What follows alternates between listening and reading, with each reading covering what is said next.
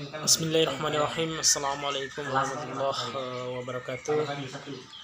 Alhamdulillah, puji syukur hanya milik Allah Subhanahu wa Ta'ala yang senantiasa memberikan kita rahmat dan karunia kita semua, sehingga kita masih diberi kesempatan kesehatan sampai sekarang ini. Salam serta selawat tidak lupa bila kita aturkan kepada junjungan besar kita Nabi besar Muhammad sallallahu alaihi wasallam. Syukur pada kesempatan ini saya akan coba membahas terkait rancangan undang-undang ketahanan dan keamanan siber sebagai tugas mata kuliah di Magister Ilmu Hukum Unram. Teman-teman sekalian, yang perlu kita ketahui secara bersama, rancangan undang-undang ketahanan dan keamanan siber pada Juli 2019 yang lalu, Dewan Perwakilan telah menetapkan rancangan undang-undang tersebut.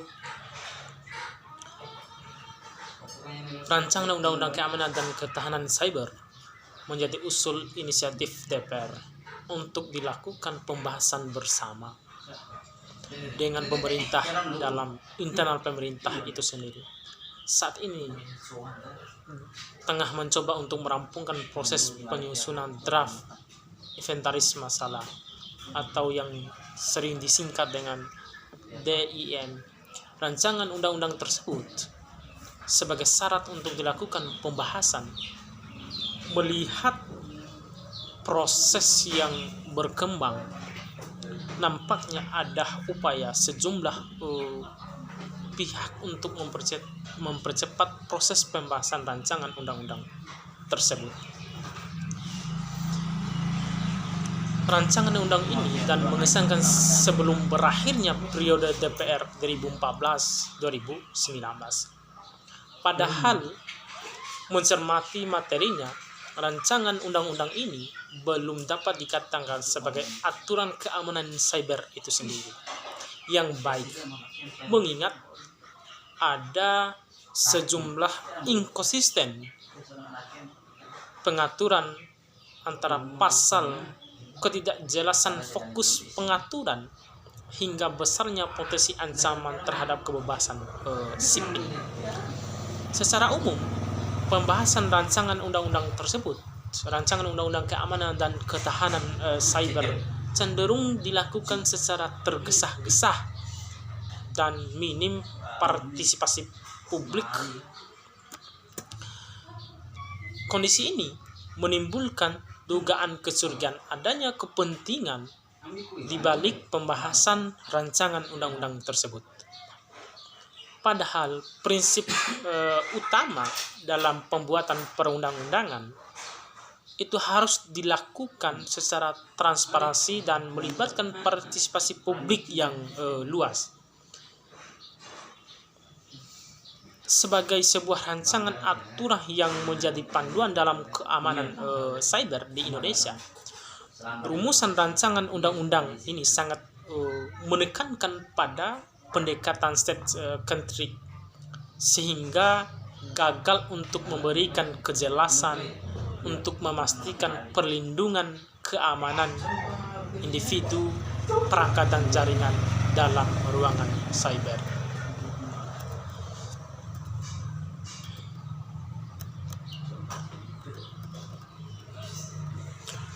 Selain itu, pada ketentuan umum rancangan undang-undang tentang ketahanan dan keamanan cyber ini juga lebih banyak memberikan definisi yang identik dengan pengaturan keamanan nasional pada aspek pertahanan, tetapi malah melupakan elemen-elemen dalam keamanan cyber itu sendiri, seperti sistem komputer, perangkat jaringan cyber.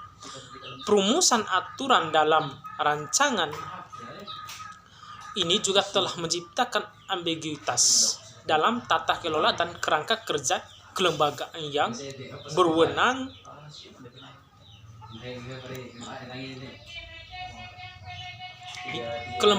berwenang dalam pengelolaan keamanan cyber, yang berpotensi overlapping, kekurangan bahkan sengketa kewenangan di antara rancangan undang ini belum mengidentifikasi dengan baik kebutuhan, kebijakan, dan peran bagi setiap sektor dalam penyelenggaraan keamanan cyber, sehingga belum bisa menghadirkan kerangka kerja dan tata kelola keamanan cyber yang baik dan jelas.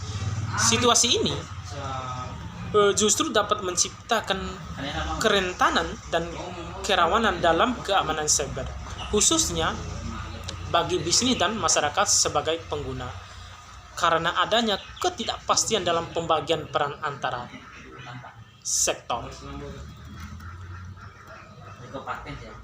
Dalam menghadapi ancaman cyber, pemerintah sudah memiliki beragam aturan institusi yang bekerja untuk menangani sesuai dengan fungsi tugasnya masing-masing. Dengan demikian, tidak cukup alasan untuk DPR tergesa-gesa membahas rancangan undang-undang ini. Jika pun terjadi serangan cyber, maka institusi yang ada sudah bisa digunakan untuk menangani insiden-insiden tersebut. Lebih lanjut, meski dalam salah satu pasal dikatakan dalam penyelenggaraan keamanan dan ketahanan cyber harus selalu mengedepankan penghormatan terhadap hak asasi manusia. Namun jika membaca keseluruhan rumusan, justru kental nuansa pembatasan terhadap kebebasan sipil. Hal ini salah satu nampak dari pemberian wewenang yang sangat besar bagi BSSN untuk melakukan tindakan penapisan konten dan aplikasi elektronik.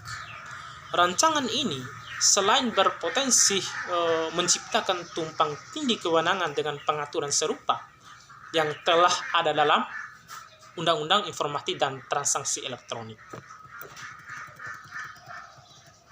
juga memberikan ruang yang sangat luas bagi tindakan penapisan.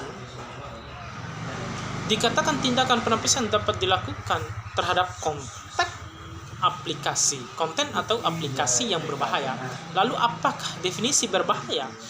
Juga cukup dan prosedurnya yang akan diatur lebih lanjut dengan peraturan BSSN, yang berarti memberikan kewenangan yang sangat besar bagi BSSN dari ketentuan ini.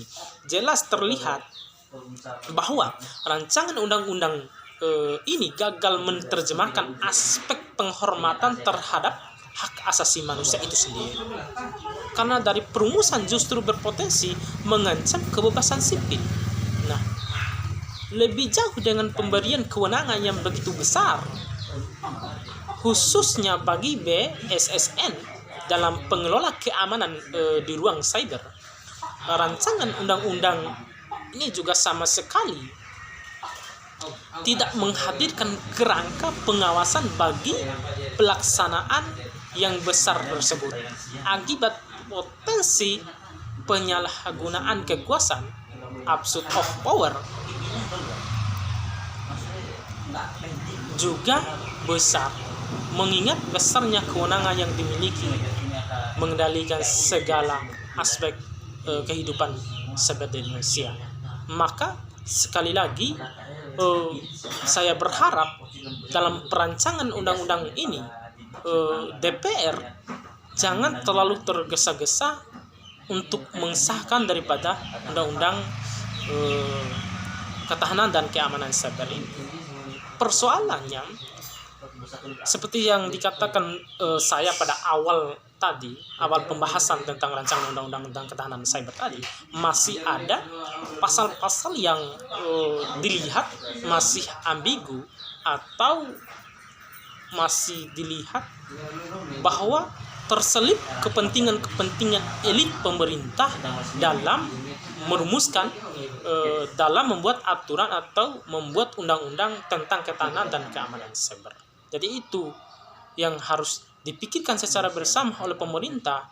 Jangan hanya membuat aturan yang hanya mementingkan kepentingan individu.